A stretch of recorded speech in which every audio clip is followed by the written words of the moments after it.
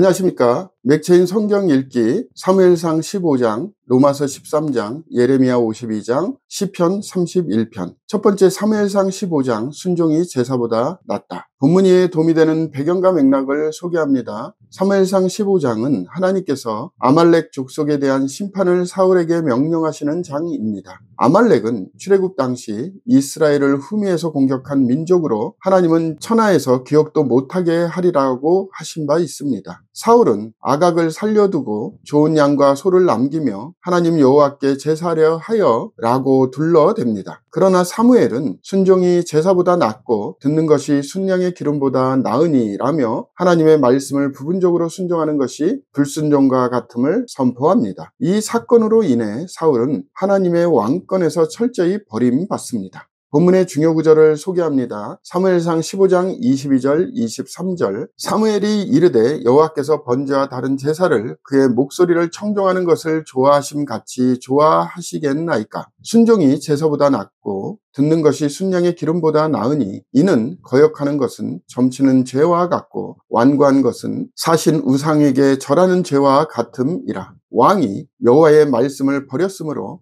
여호와께서도 왕을 버려 왕이 되지 못하게 하셨나이다 하니. 본문을 적용하는 데 도움이 되는 가이드라인입니다. 오늘날 우리는 외적인 종교 행위보다 하나님의 말씀에 온전히 순종하는 삶이 참된 예배라는 사실을 깊이 새겨야 합니다. 하나님께서 원하시는 것은 우리의 형식적인 헌신이 아니라 전인격적 복종입니다. 부분적인 순종이나 나름의 해석을 덧붙인 순종은 결국 불순종입니다. 진정한 믿음은 하나님의 말씀을 있는 그대로 듣고 전심으로 따르는 데에서 증명됩니다.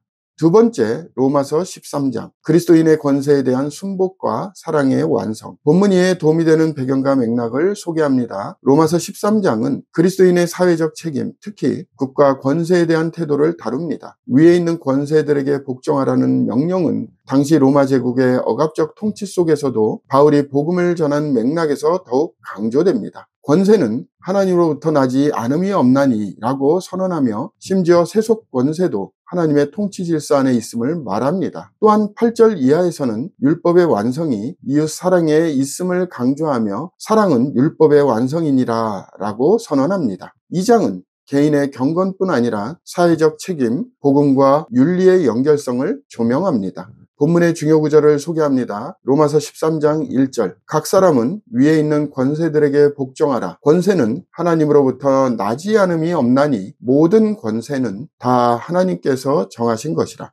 본문을 적용하는 데 도움이 되는 가이드라인입니다. 오늘날 우리는 신앙과 정치, 신앙과 사회 질서 사이에서 긴장 속에 살아갑니다. 그러나 성경은 공권력에 대한 기본적 순복을 통해 질서를 세우며 동시에 사랑을 통해 율법을 실현하라고 가르칩니다. 우리는 하나님의 통치 아래 살아가며 그분의 질서 안에서 이웃을 섬기고 공동체를 위한 책임 있는 시민으로 살아가야 합니다. 복음은 단지 개인 구원에 머물지 않고 사회 안에서 빛으로 드러나야 합니다. 세 번째, 예레미야 52장, 심판의 완성, 회복의 여지. 본문에 도움이 되는 배경과 맥락을 소개합니다. 예레미야서의 마지막 장인 52장은 유다왕 시드기야의 패망과 예루살렘 성전의 파괴, 그리고 바벨론 포로의 현실을 역사적으로 요약합니다. 시드기야는 여호야긴의 숙부로 바벨론에 대항하다 포로로 잡혀가고 두 눈이 뽑히는 비극을 겪습니다. 성전은 불타고 제사장과 지도자들은 죽임을 당하며 유다는 완전한 폐허가 됩니다. 그러나 마지막 구절에서 여호야긴 왕이 감옥에서 풀려나는 장면은 회복의 희망을 상징합니다.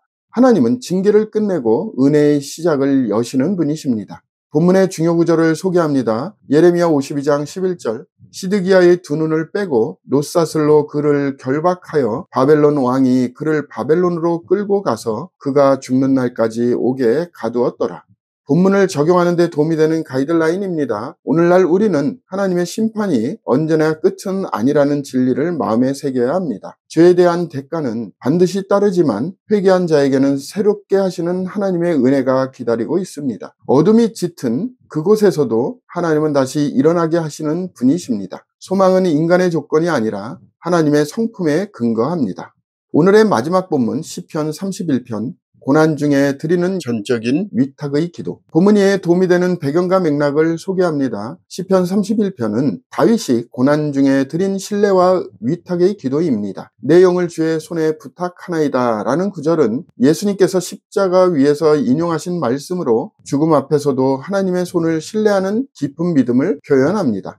이 시편에는 다윗의 절박한 상황과 사람들의 비방, 고난 속에서도 흔들리지 않는 신앙 그리고 구원의 확신이 병행됩니다. 시인의 탄식과 찬양이 함께 나타나며 인생의 가장 어두운 자리에서 하나님께 자신을 온전히 맡기는 태도를 배울 수 있는 본문입니다. 본문의 중요 구절을 소개합니다. 시편 31편 5절 6절. 내가 나의 영을 주의 손에 부탁하나이다. 진리의 하나님 여호와여 나를 속량하셨나이다. 내가 허탄한 거짓을 숭상하는 자들을 미워하고 여호와를 의지하나이다.